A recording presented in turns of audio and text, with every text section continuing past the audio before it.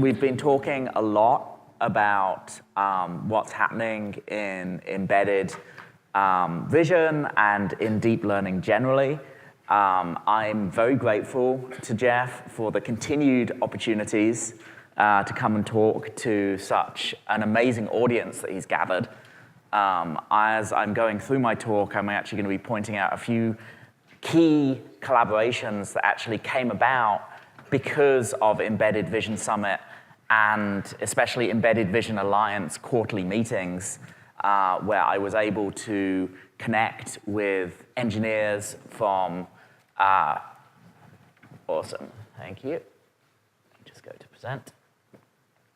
Well, I was able to connect with engineers from key companies like Qualcomm, for example, and begin collaborations that really made a difference. So I'm very, very excited to be here today. And what I'm going to be talking about is a pretty big idea, like the future of machine learning and computer vision and why it's tiny, why we're investing in these microcontroller solutions, why we're looking at tens of kilobytes as some of our requirements.